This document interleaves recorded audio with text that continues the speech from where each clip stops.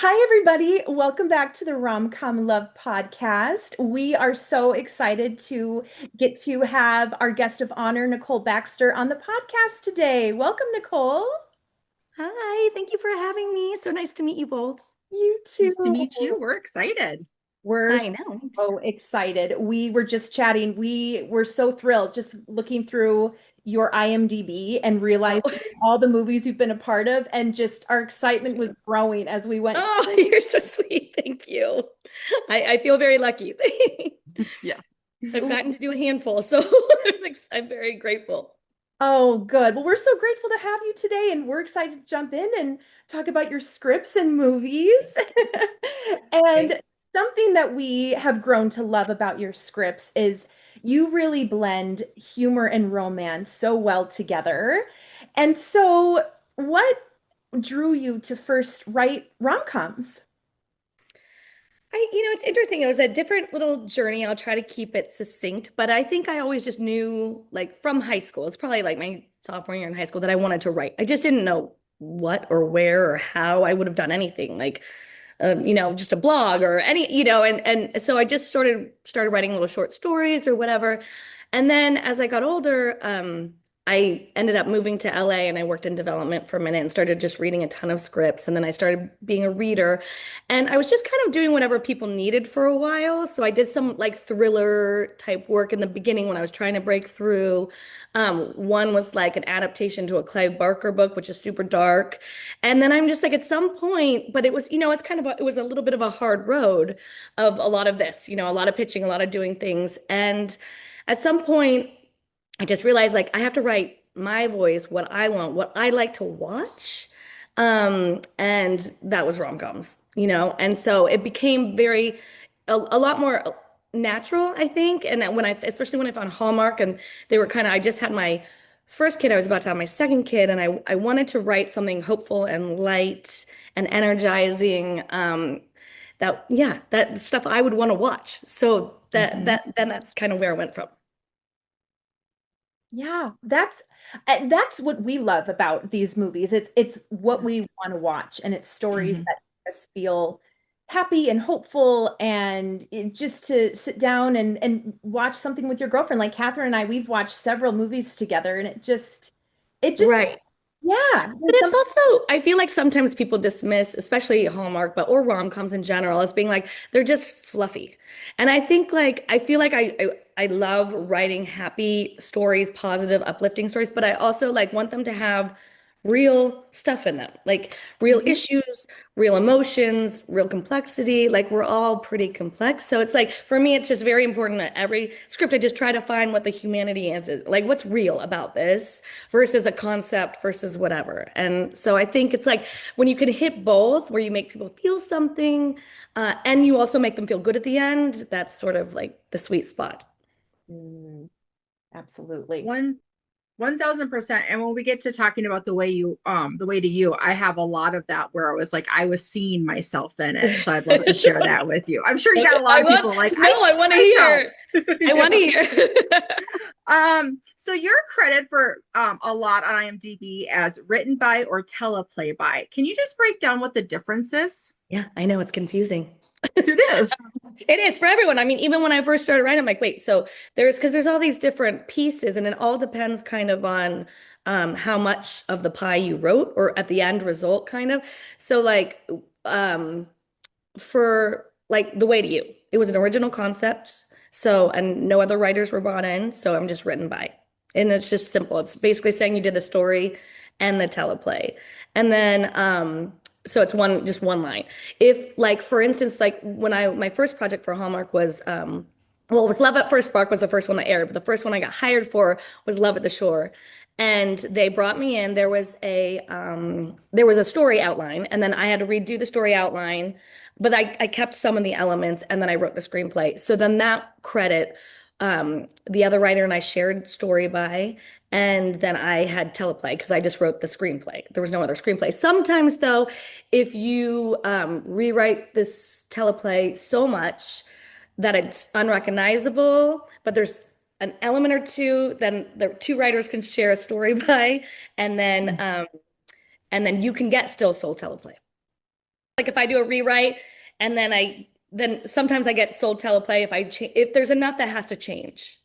Or you Mm. share the teleplay credit too, which also happens.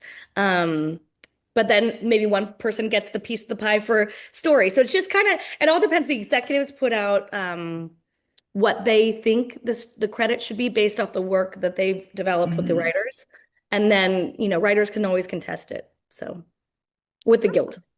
Well, no, thank you for explaining that. Sure. It took me a long time to figure out.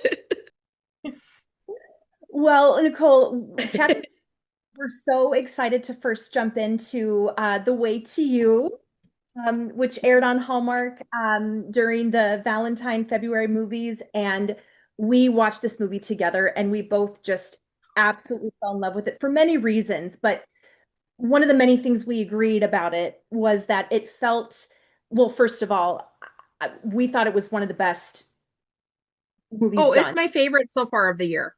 It's my Oh, favorite. thank you. Yeah. Everyone did such a good job on it. I mean, yeah, I could go on about that, which I will if you want me to at some point. But, And yeah. of course, let's do it. And we just really saw and appreciated it. It had a really fresh take on a 90s rom-com. We were talking about I botched this Sorry, word, that's but my daughter's Apple Watch behind me. Just Oh, we don't hear it. Don't hearing this worry. like weird buzzing. Okay. Okay, sorry. I'm sorry, what were you saying? we both are huge 90s rom-com fans and the movie Serendipity, just the classic 90s rom-com. And the setting in New York City, so many of my favorite rom-coms take place in New York City. Yeah. My grandparents, my mom's parents, they actually met and fell in love in New York City. So Oh, beautiful movie all around. We you're a just, fan of Sleepless in Seattle because I am a, oh my goodness. So would you just take some time to share the inspiration of this yeah, movie? And, have you spent time in New York yourself? You seem to just know it really well. I have. So my husband's English and he's from London, and we went back with our kids. I think it was 2 years ago now, and we were on the subway and we're looking at just one of the magazines that was actually in the movie. But it was a column, and my husband's like, "Look at this!" And the title of it was called Rush Hour Crush, and that was the column in London. And so we took the paper with us, took it home with us, and I'm looking at it, and it has just exactly kind of what the movie had, which is it was a column that had misconnections, like to the cute brunette, to the da da da who was on this train, and they were real. From I still have the article, and I ended up sending it an image because Jessica Callahan has been like a huge champ, like she's just been everything. She's brought me in, has or done everything to help push projects through. But I called her and we were just talking about the idea. I'm like, this, I just feel like there's something here. And so we started talking about intentions. I talked about how I went on to Match and I was like, I'm gonna, like, years ago, obviously. Yeah. But I think there's a lot of other ones now. I don't even know. And was like, if I'm gonna go on this, because it's already kind of awkward for me, I'm gonna reach out to people I am interested in, and it's gonna be intentional because I'm not gonna wait for someone to reach out to me. So then it went on from her, and she was explaining how a friend of hers went to this specific like high-end grocery store because she was trying to meet a specific kind of guy. And so we just started having this conversation about that. And while I was in London, like, I wanted to do it in New York. New York's very special to me. It's where my mom was from. And yeah, there's more to that, but we don't need to go into all that right now. But yes, I've been a lot. My favorite thing to do in the world is go to New York and watch theater. Like as many I can pack into like a 4-day trip, I will do that. Like 6 shows in 4 days and then come home. So I love it. My family, my mom's from there, my dad's from there. And yeah, yes, that's sort of why. So it made sense to do it in New York, and New York is such a romantic place. Um, and it just kind of like went back to simplicity, a little bit of like how, yeah, that's how you used to do it. And like, some of it can all be a lot, pictures and profiles, and maybe it's just a spark and a little note in a paper. Mm. And Well, it I'm felt still waiting for that. Oh, I'm sorry, Brennan. oh, good. So much of this movie just right away just felt so realistic. I think many of us have had moments like that where we see somebody and it's like oh, like you kind of make that connection, that eye Mhm. contact, and then they're whisked away for whatever reason, and they're all you can think about. And you're like, man, if I can only just somehow find that person, and what would I do differently? And also just the subway schedule was Yeah. so good. I mean, because I They I've never been to New York City, but if I do, I'm like, I'm not even touching the subway because I will. they did such a good job with that. My executive is Dickie Copeland, and she's just so great. And she got like she was so passionate about this project, and they built out a set for it. And it was just like it felt very special from the beginning. It felt very special from when I started writing it, just by myself in a coffee shop. I was like, this feels different. I don't know why. It just felt a little bit bigger, and then it turns out they had to build a set, which is bigger. They Mhm. had to build a subway out. So it just, and then from there, just like all the pieces kept coming into line of, they got really, great people to work on the music. And so it just, I feel like people felt there was something different, special. And I Absolutely. think, well, because and we hadn't seen Erin in quite a while, and then Kim Matula, what was the last one that we saw her? Oh no, she did the the finish, I think, where they were racing that, because the one before that was with one of our favorite guys, Kevin McGarry. And Oh. so we definitely watched that one a gazillion times. And but she just, like, and that's what I think is it was a script that went into her strengths because Yeah, of she was. all, and a lot of people are just like, I'll write it and then I won't know what it's going to become. And how much does that surprise you when you see the final copy of a movie of what you've written and then what the actors have brought to Yeah, it? it does. It got surprises in all the ways, but like Mhm. for Kim, for a handful, like there's ones that you're just like, wow, they totally get my voice, which is now their voice, Mhm. and taken elevated to another level. And I remember when there was the table read for it, my executive Dickie was like, oh, she nailed it, and she did. Mhm. And I just saw it and I was like jaw dropped because I'm like, she like everything, and she just made it funny and warm and personable, and just like felt like she 100% was like it's like she wrote it. You know what I mean? Like it was so natural to Mhm. her. So I was super impressed and grateful, because you never know if it's gonna be the right tone for you and what you're trying to convey. It's like a text. You don't know. People don't always get Very it. true. It's like, yeah, you can't read, you don't know how a person is going to read that text. You're so right. Yeah. Well, my favorite thing was I loved, well, number one, the sister relationship, but the fact is that I'm the older sister for me, and my younger sister was married, or and has had all these life things that you kind of wait, you kind of think, oh, that's going to happen to me, and it Yeah. hasn't happened yet. And so it was, what I'm really loving is that we are getting people who are honest. She wasn't thrilled where she was, but wanted to change that, and whether it was just take a chance on something.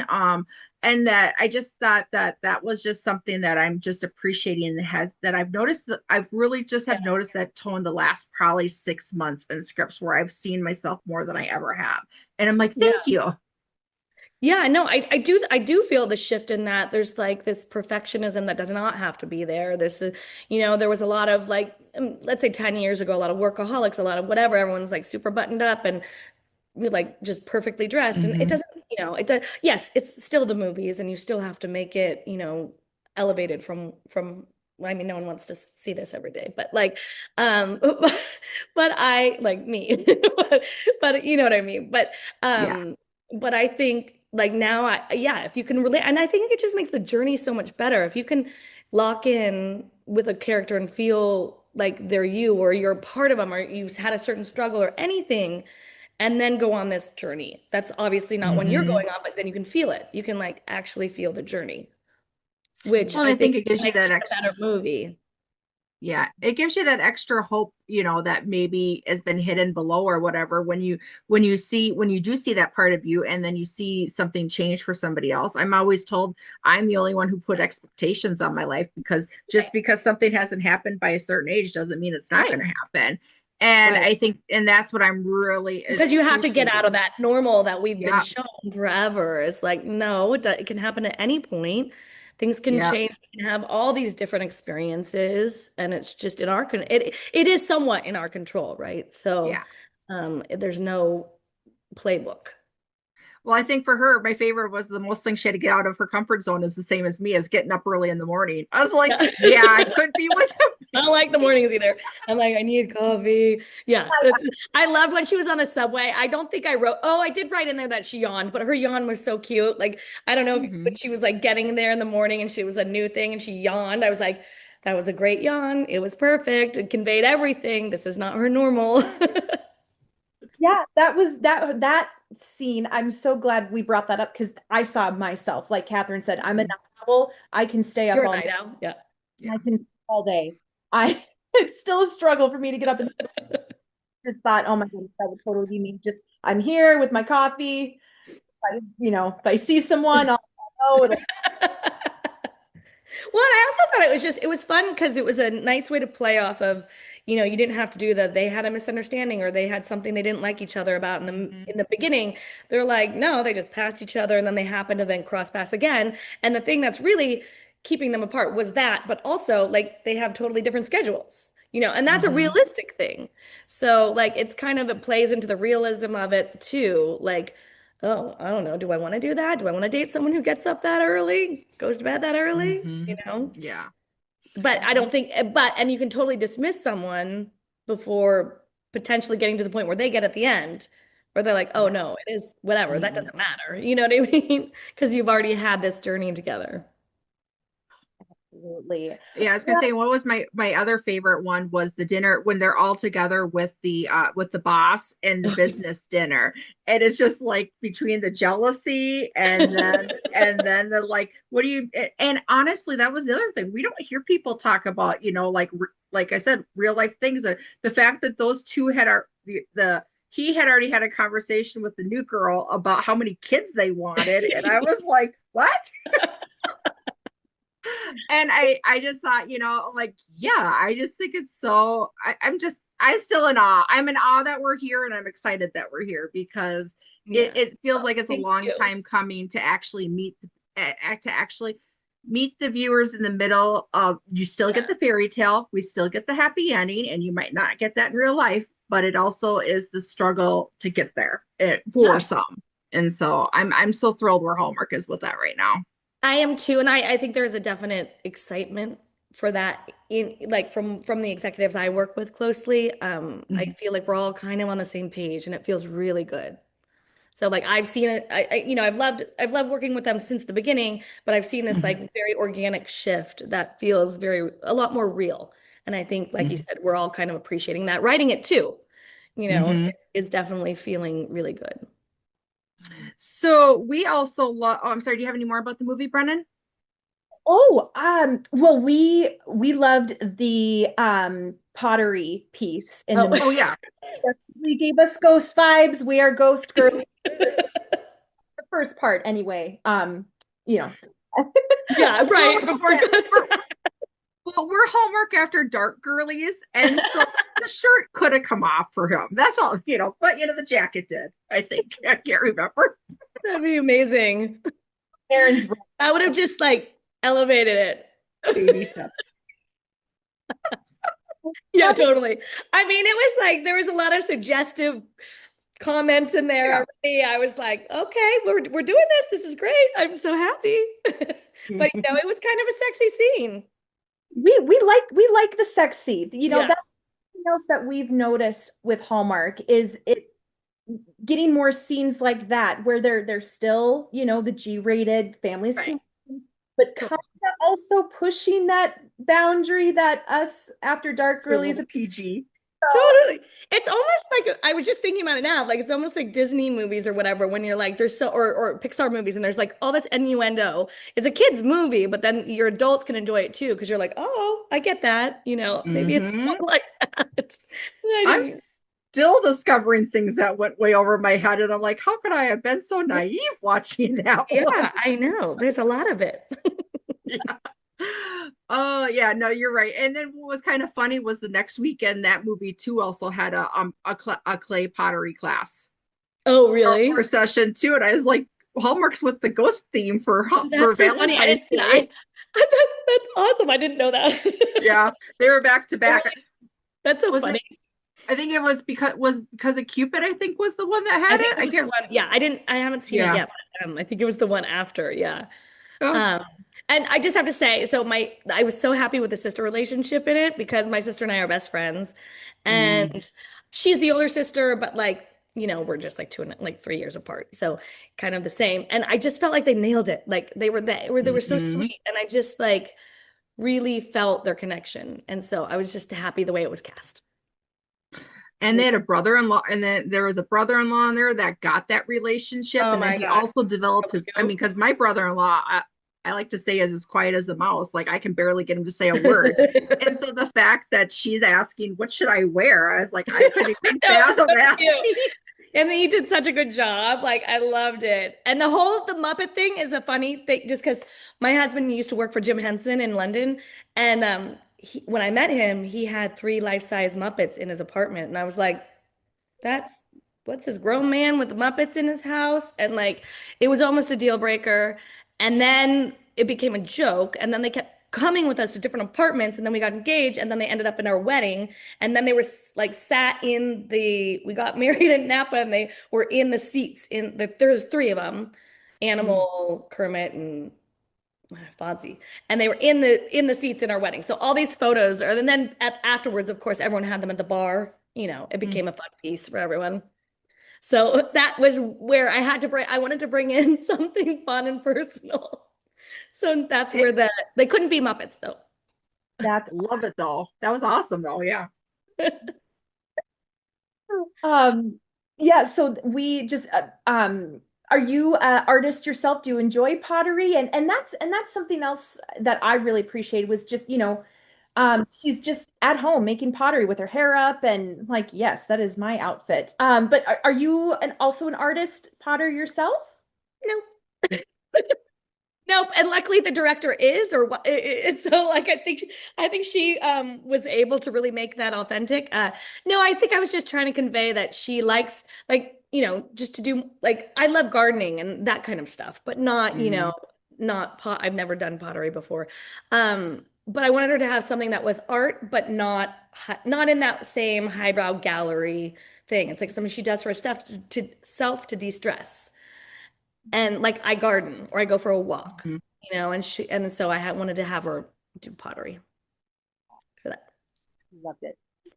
Well, your other movie in the last 6 months was we Adventures in Love and Birding. Now we had the opportunity to talk with Sarah through the whole process of when as soon as she found out I had reached out to her because Great. Hallmark After Dark girlies were like, this could be our book, or we were going to start a book club, and this so we did do a book club with it. And we were like, this is something to jump in, that's totally our vibe. And to see her excitement on the end of like she goes, obviously it's going to change because there's stuff that can't be in Hallmark. But she was so excited to see what you came up with. And it was really, I mean, obviously to have that. We just started this podcast last April. So this was the first time to really be able to kind of walk through something like that with, knowing somebody else's story and seeing. And so it was so fun for us on this end.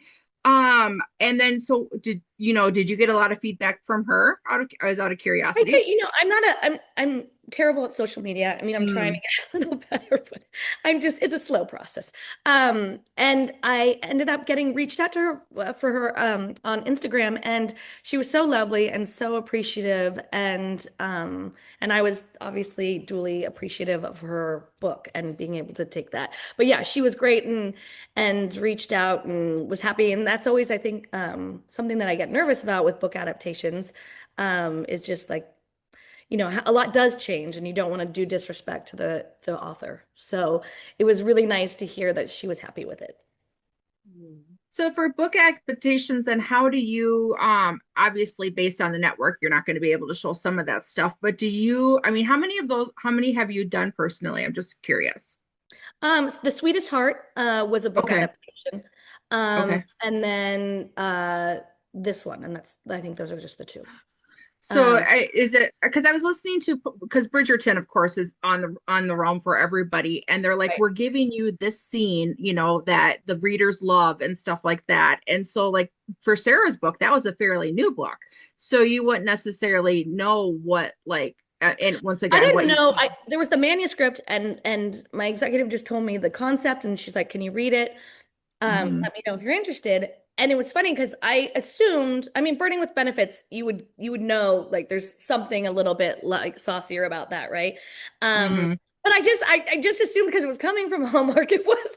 So I'm reading it on the plane, and I was like, oh wow, this is getting like a little heated, which is great. It's a super fun read for me. But it was funny that I'm like, oh, okay, so okay, I'm gonna have to take out a lot of that, and Mhm. to figure out how to keep the spirit of everything and make it Hallmark friendly. So that Did was you that know that Rachel and Andrew were attached to it when you were writing it? I did not. No. Okay. Mm-mm.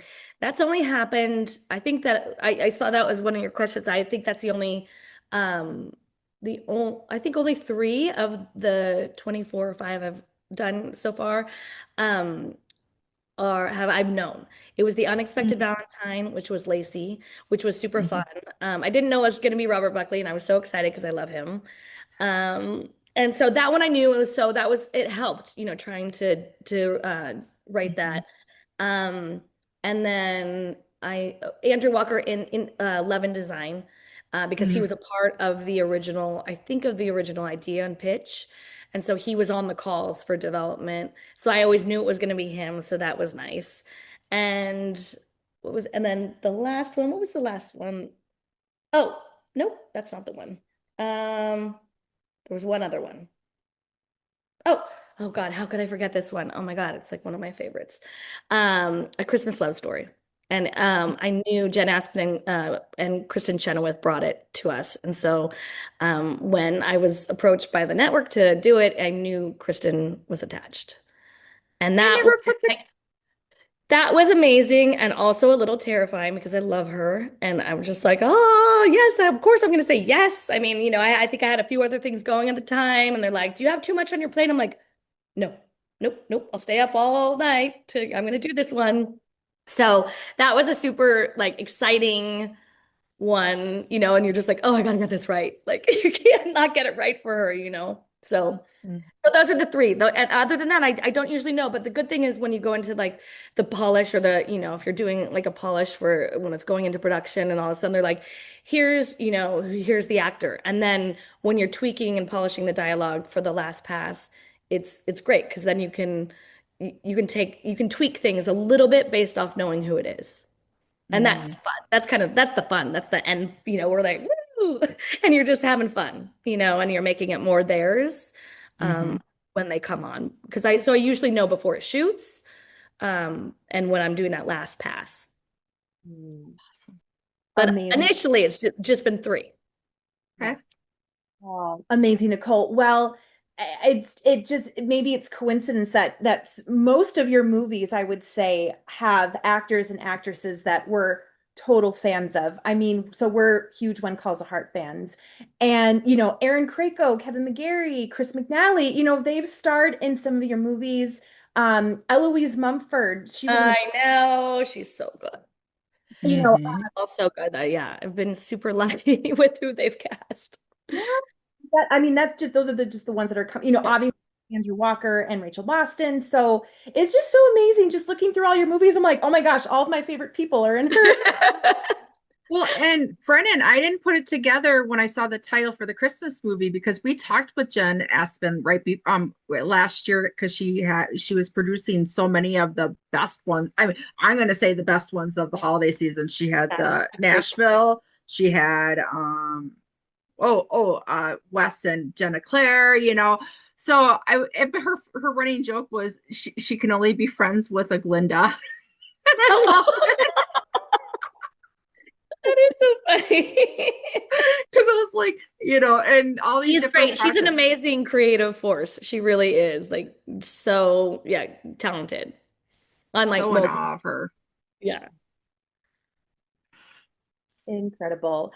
So Nicole, when you're writing a movie, I would just love to know more. Like, do you always know, like, okay, I know this is going to air on Hallmark, or do you write a script and then it just goes wherever it goes? Does that Um, again, I just feel like I keep saying I'm very lucky. I feel like I've been very fortunate. I mean, in the beginning, it was like, 20 years ago and whatever. It was like a lot of just writing whatever I could for whoever I could and just being happy if it went anywhere. And then I got my first hire at Hallmark 10 or 11 years ago. And since then, yeah, it's just pretty much been them. And I've always it's and so I did one for Lifetime, a Christmas movie, Too Close for Christmas. And since then though, like they've kept me busy and I'm super grateful for it. So I always know it's for Hallmark. I've done a few things for MPCA, which is also wonderful, but mostly I've been just consistently busy for the last like 11 years. So a so great I Problem to have. it's been great and I love it and like, there's so it's the kind of stuff I want to write and so I think we're very simpatico like that. Yes. Well, we're grateful too. Absolutely. Well, what's a rom-com trope that you think audiences never get tired of? Like when you're writing, and like, do you yourself have a favorite one to write? Well, I mean, the most like gratifying one is just the rush to the end, to the kiss. I mean, that's like it's Mhm. fun, but finding new ways to do that. There's that, and it's like the meet cute. Those are like my two favorite, but can be the most challenging because they're so. I mean, they're there always. And Mhm. how do you make it somewhat different? Like blind date book club is one that I was really trying hard to figure out. How could I have them meet? Yes, they don't really bump into it, kind of, but they're at and there's just a little bit of a different thing. Just trying to figure out how to make some of those moments a little bit more exciting and varied because they are in general. If you're going to run into someone randomly, there's a million ways you can do it. It's just really having Mhm. to be intentional about that moment. And then I think the ending, we all want to get that right, but it's hard to they're gonna end up at the kiss and like, but how can you get there that's a little bit more exciting or satisfying than what doing something a little different, maybe I should say, than what we've seen. And it's tricky, but also my favorite parts. Mm, so Yeah, fun. I mean, how many different ways can you run into somebody? You're right. I mean, obviously there's a gazillion billion of them, but Right. you But you it's know like, that a lot of time they try to go for the physical comedy right. aspect where somebody falls down or the papers go flying, but you could have it be just running into somebody elbowing them at the barista stand. So, Right. I mean, so yeah. many ways, but it's hard because the audience is loyal and smart. And so then you're like, Mhm. how are we gonna do this? So it's not like seen that before, because Yeah. we're all trying to be entertained, right? Exactly. When there was a question, it'll come to me eventually. So when you're writing, do you write your ending first, or do you discover how the couple's going to get there as you go?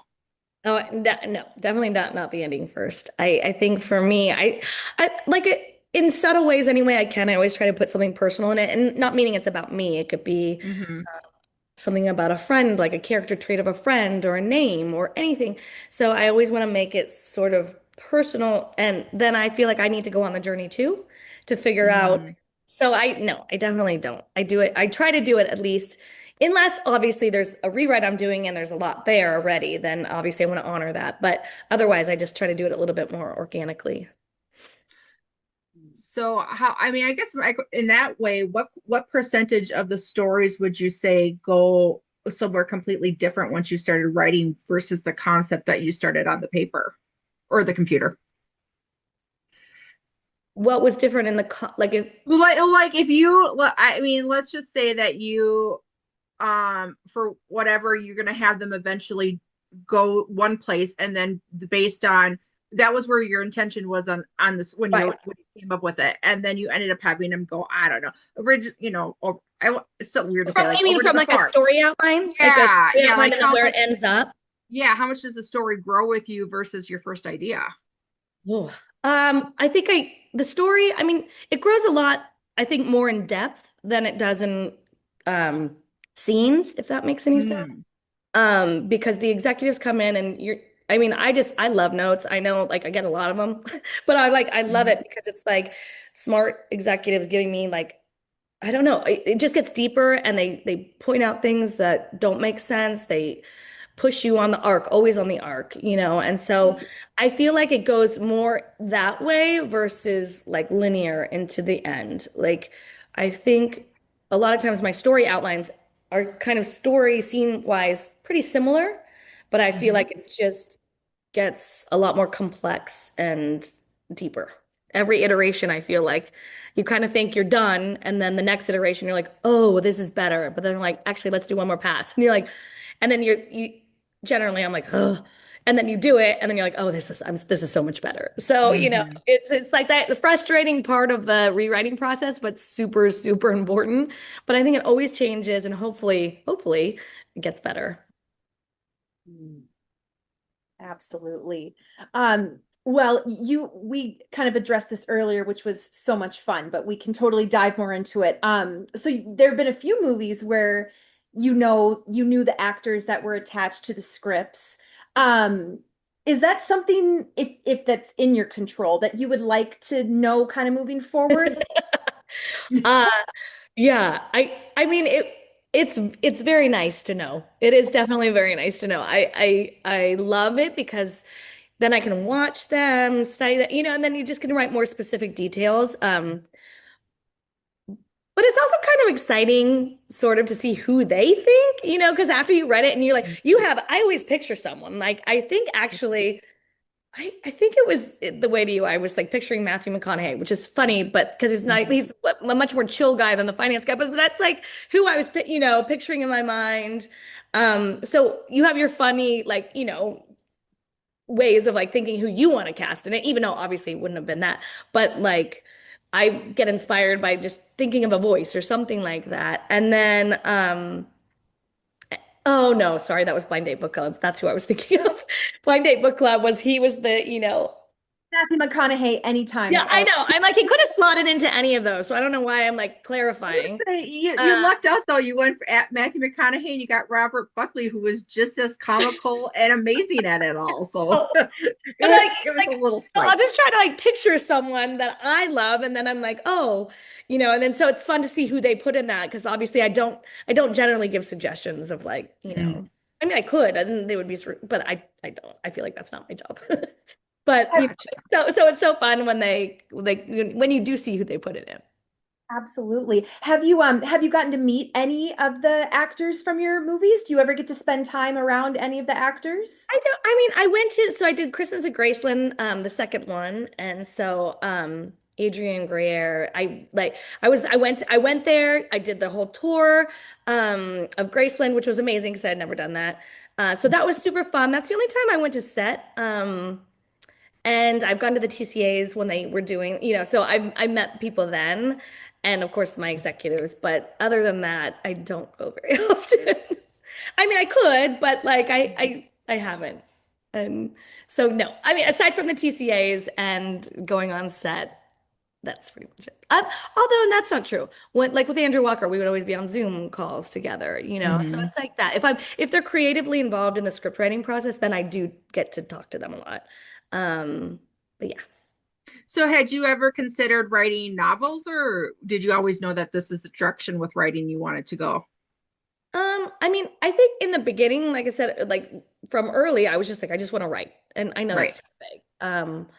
So I did initially I lived in Australia and I worked for a music magazine.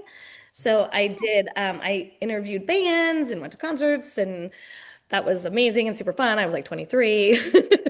Um, Great job. so yeah, I mean I was like, ah. So I did that for a while and then I was like, okay, I'm gonna come back to the States and get more into it. But then I just kind of didn't know. I tried to do some novel writing, but I don't know if it's my strength, Mm.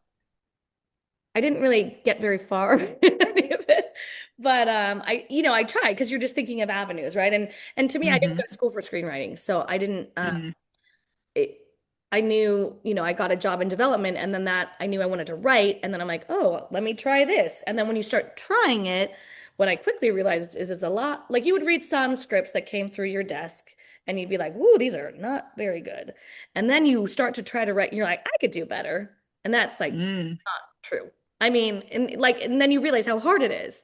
And hmm it's super hard. And I mean, I don't know how many terrible ones I probably wrote, like along the path of trying to learn.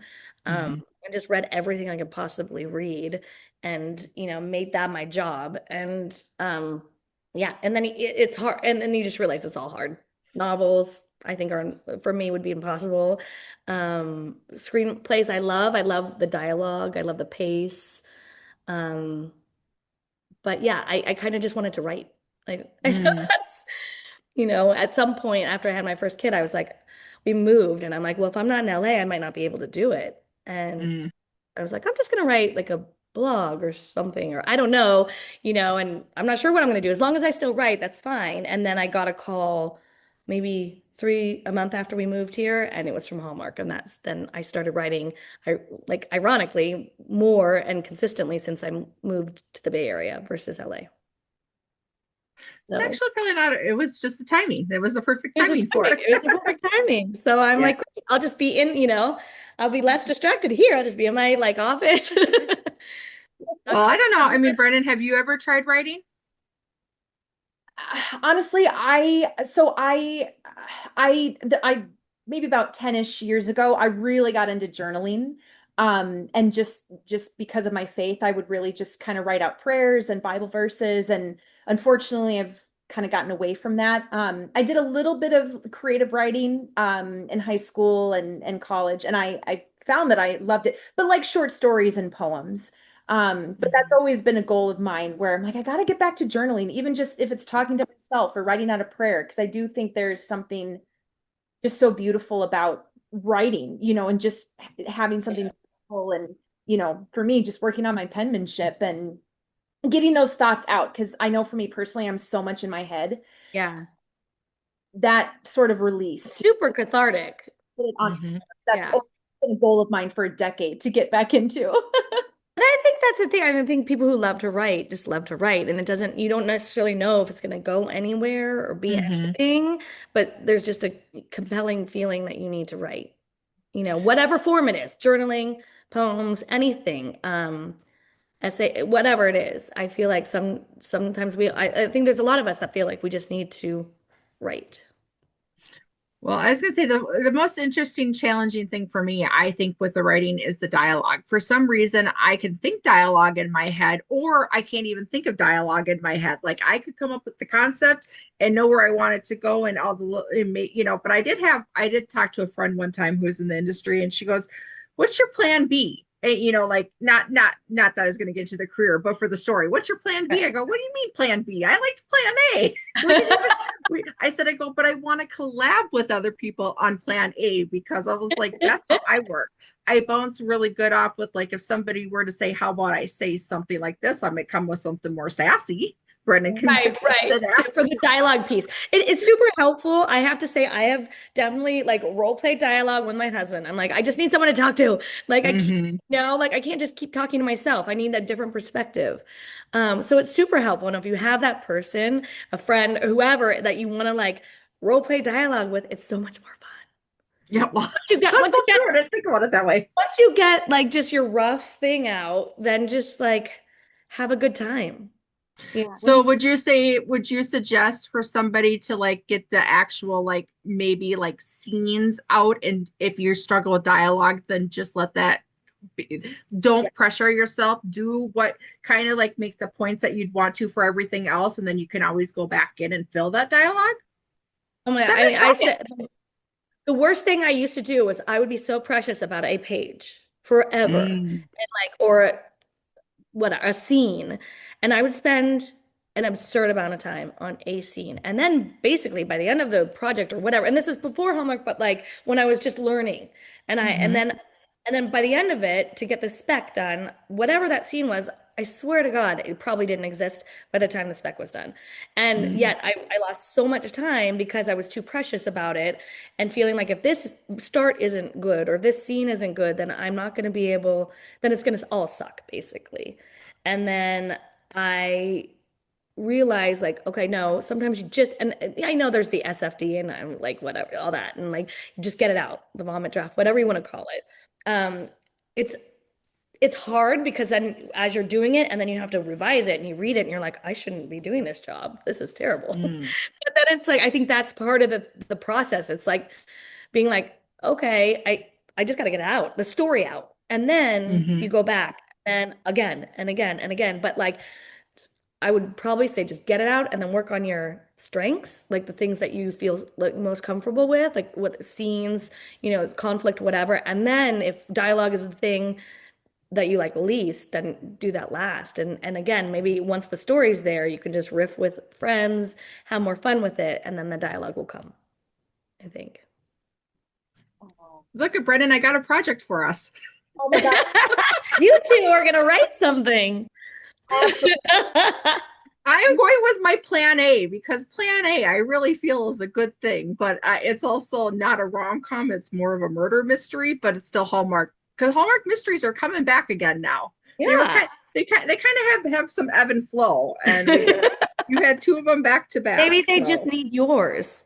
yeah, well, I and that was just so funny because it was when I was talking to her, she was friends like, so I'm like, yeah, but this is just the concept. You fill in the rest. like, like, isn't that how this works? Is there not a job just to be the person that says, I really feel there should be a movie about this? Now go. Yeah. Yes, I think that's the producer. I think yeah, Oh, yeah, okay. yeah. There you go. I'm gonna give myself producer credits. Got Yeah, it. totally. Well, you actually have written one of Brennan's boyfriend's favorite movies. He's a huge Hallmark watcher. And so, Brennan, why don't you share with her about, because I think you're really special with the fact that you two watch so many of them together. I don't hear a lot of husbands or boyfriends that watch them. Oh. Yeah, so my boyfriend, I mean, we've watched Hallmark movies together for, I mean, our whole relationship basically.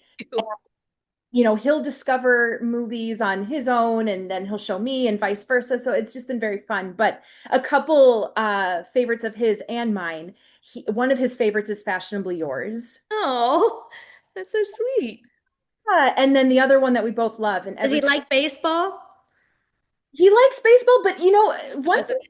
I liked about it was like we were saying earlier, it was something different. Like I remember him saying, like, this feels fresh. Like this is something that I haven't seen in Hallmark before.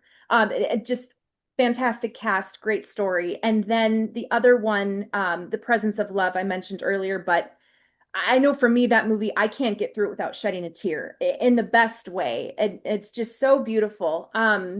So I just want to shout out those two specifically and just, really thank you for the work that you're doing because, it not only brings friendships together, but, it brings partners and couples together. And, these are movies that obviously we've talked about for years. So yeah, what you do really, really matters.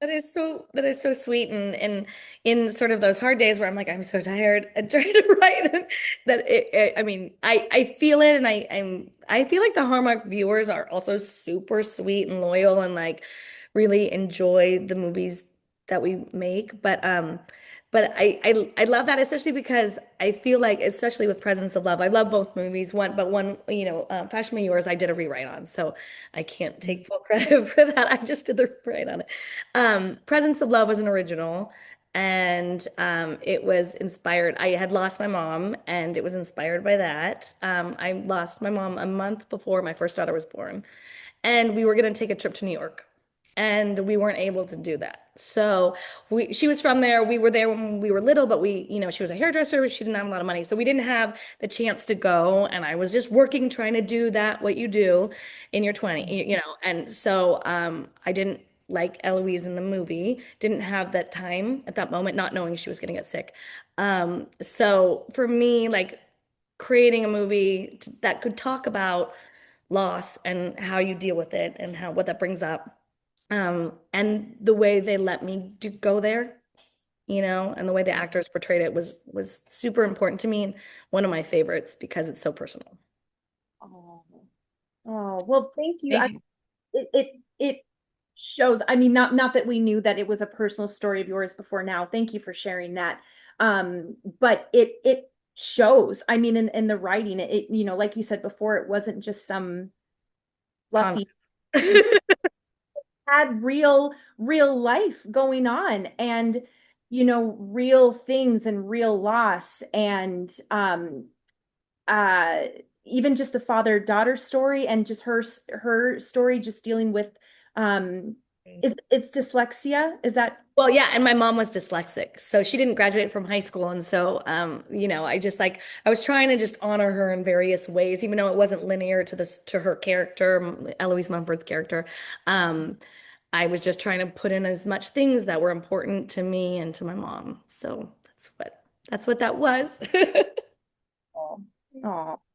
Well, I have to say I have not seen it. That was one that now I don't know if I would be able to see it for a while because my dad and I were the Hallmark watchers together and lost him a few years ago, and it's still not the same. So, but I absolutely like it. Sounds a very I love, like with Nikki Deloach, she ended up doing the Christmas movie, 5 more minutes or 5 more seconds or something. I think it's 5 more minutes, which right after she lost her dad to Alzheimer's. And there's just these always can hit in different ways that you never expect, and then there's just the ones where you just feel that person through it. So I definitely will feel your story when I can take the time. But yeah, everybody recommended that right before, because Kevin and Eloise did Villa Amore last year. And so everybody was recommending, you got to watch her. She's fantastic. You got to watch her and all of this. And I just She is never so did. good. I mean, and yeah, I was just, yeah, so happy. She's a real artist, and just, it was beautiful. And, yeah, I don't know. And in the English coast, and it was just, I mean, it was gorgeous. It was gorgeous, but it's So, emotional. I'm not gonna lie. At least I cry. I don't know. And well, Brennan cries. um, well, do you have a favorite season that you like to write for? You have written for Christmas and Valentine's, and then, or even like, is there a destination that you would like to explore more in your writing? It's interesting. And I think, I started when did a lot of Christmas in the beginning, and I loved the excitement of it. And, obviously they're very high profile, and I love it. And I kind of feel a little weird. I haven't done Christmas in a little while. And I would like to get back to doing Christmas, but I'm really enjoying the freedom a little bit of just doing like a non-season, Mm, like where like The Way to You. I think hmm I think we can watch it in any season, you Oh, know. 1000%. Yeah. And so I like, because like when I get sick, I watch Bridget Jones' Diary. Like literally, if I have the flu, I will be in bed watching Bridget Jones' Diary, and that is the movie I watch every time I'm sick.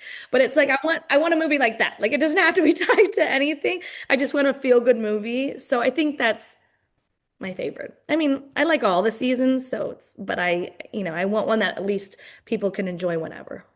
Mm. Just dawned on me, you've had movies on Netflix because Hallmark had the partnership with Netflix. Unexpected That's that. where I watched this, where I watched Lacey and Robert was Yeah. Netflix. Well, and it's so crazy because I wouldn't have known, except for Aisha was my executive, and she was so sweet. She sent me like, hey, it's number 3 on Netflix. I'm like, what? I didn't even know it was on Netflix. And then it was Mhm. number 3 for like a week or something, or on the top 10 for over a week. And I was just like, I didn't even know that was happening. So yeah, then a ton of people were like, oh, I just saw it. So it was great. So It cool. was fun, and yeah, they Lacey and Robert were very happy about it, and it was a fun thing. It just broadens the reach. hmm Well, and that's how a lot of people discovered When Calls the Heart. Mhm. And that's for Brennan, that's how she discovered it. My dad watched it, and I just watched it in the background. That's how we But you connected. discovered it from Netflix? Brennan did. Oh, It, okay. I it, don't know. I am clueless to what exactly is on Netflix. I think it's a great way to just like, obviously people are wanting it not just from the Hallmark Channel. They're wanting that kind of movie, and some of them just don't have the Hallmark Channel. So, Right. This now they've got The Way Home on there right now, and they just added last month. They added the third season before the fourth season's going coming out. And okay, so great. yeah, I mean, because like you said, you could have Hallmark and it doesn't get because they don't replay their series, they replay movies but not Right. series. So if you it's kind of one of those old fashioned, kind of miss it, you Right. miss it. Yeah.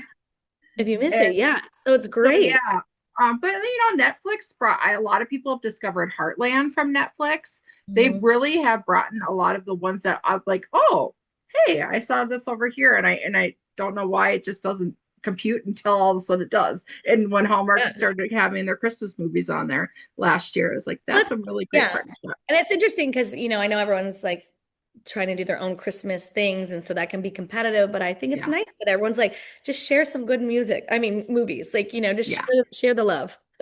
So hopefully, exactly. everyone just can watch good stuff. The world's crazy enough. Like, we just need some nice, movies to watch. Absolutely. That's always what I go to is Yeah. just give me my give me what I want to watch. I don't want to watch, like Not putting on the news, I'm telling you. no. So Yes. true. So do you have a rom-com that you can watch over and over again, or favorite rom-com? Matthew McConaughey, I'm gonna guess for actor. Well, actually, no, so Bridget Jones, but I love just the original one, and I can Mm, watch Colin Firth and Hugh Grant in anything, actually, especially Colin. I mean, both of them, but Colin Firth is just like, oh. Um, mhm. and I mean, I have the classics. It's not original, but Sleepless in Seattle, When Harry Met Sally. Those are like and Something's Gotta Give. I love so much. They're just all. I mean, they're just classics. They're so good. I love Four Weddings and a Funeral. I know. Yeah. These are all like, but then my kids and I watch Crazy Rich Asians a lot. That one is so good. It's so I good. haven't watched that one fully. Oh, Catherine, So good. gotta I watch it. love You it. will. Aquafina is so good in it, and it's just fun and it's funny. Mm, So we watch that repeatedly. My younger daughter, who's 9, she likes to watch Legally Blonde a lot. excellent Amazing. choice. Yes. She loves it, like on repeat. I'm like, okay, we've seen it before. How about something new? And she's like, I just want to watch Legally Blonde. I'm like, okay, cool. Are you going to law school? She's I being tired every time she watches. well, my favorite. I'm trying to think. Well, my favorite, hands down, is always gonna be While You Were Sleeping. I just love that. Oh, yeah, I mean, Yeah, I I haven't really don't watched that feel in like. a long time. I should go back. I think it. Well, I don't know if it still is on Netflix, but it was on Netflix for a Is that while. your favorite? Like your It's top? my favorite, and but honestly, don't get me wrong. I love Sandra Bullock and Bill Yeah. Pullman, and I love Sandra I, Bullock. Oh my I God. used to have the. I actually used to have the biggest crush on Bill Pullman, and I kind of wonder back, not that he wasn't cute, but I'm like, I think it was the leaning. Are you leaning? It was that line, and I all of a sudden, because he really didn't do rom-coms, instead it was, it Right. was Independence Day or whatever. But I tell everybody, I go, my favorite thing about that entire movie is the supporting cast and how much that pushes, the story. They just had such, it I'm just, gonna watch that this week. This weekend I'm gonna watch it. I want to see but that. I'm trying to think of who we just had on that mentioned, I think it was somebody I ended up talking to in a junket, but they mentioned Something's Gotta Give. And, Amy Growing. And she's just like, yeah, that's her favorite. And she's just like, when you watch it, let me know. Cause I was like, is that the one with Diane Keaton? Yeah, love Diane Yeah. Keaton. And I think that one's on Have Netflix now too. you've seen it though now, right? Something's got to give. I I haven't seen I've seen it, but I have to rewatch it to remember the story. It's been a while. And I think I Right. might That's be how I feel about confusing it. why you're sleeping. I know it. I've seen it multiple times, but like a long time ago. Yeah, I think I'm confusing it a little bit with Rumor Has It for some reason, maybe. I don't know. Oh, One too. Mm-hmm. The one yeah. where Jennifer It's Aniston. Jack has. Oh, right. Well, the Jack Nicholson, Diane Keaton are so good, and then Amanda Peet. That's who's in it too. Okay. Just it's good. Yeah. It's good. Uh, We'll have to do a rewatch, Brennan, of a lot of these. Let's do it. I'm in. Absolutely. While you guys are writing your novel together. Wait till you see our story in 2030. We'll need a few years to work up to it. That'll be great. I can't wait. There's going to be a lot of campaigning. We'll see what happens. That sounds perfect. Oh my gosh. You got to keep me informed. Oh, absolutely. Absolutely. You're an inspiration. Thank you guys. This has been so fun. I honestly, like I said, I've never done a podcast before. So I was like, I don't even know. But Oh, it's been well, so fun. You thanks for guys are so coming. lovely. Oh, Oh, thanks. And thanks for coming for some girl talk. Well, how about we end on, I think you kind of alluded to this, but if audiences could take away one feeling after watching one of your rom-coms, what do you hope it is? I think that the ride was worth it, that the emotional journey that they went through to get to the end was worth it, and that they feel a little lighter after. Love that. I love that. And we cannot wait to see what's next and for more laughter because seriously, it's been a long time. Like I was when I saw the Way to You, I immediately because I can't remember how and why, but I saw it before it aired and I let Brennan know that I said I go, this is what I've been wanting. So it was so exciting just to see something that just kind of made and it wasn't just me. I immediately got a call from another friend too who watched it and she's like, that's the best one that I've seen and for a long time. So you're hitting the right notes. Yeah. Thank you. There's so many talented people who helped. So thank you. Well, thank you for joining us. This was a blast, and you're welcome back anytime you want to talk about rom-coms because we got lots of questions. We just try to spread them out. Yeah. Thank you. I would love to. You guys are great. Thank you so much for Oh, doing this.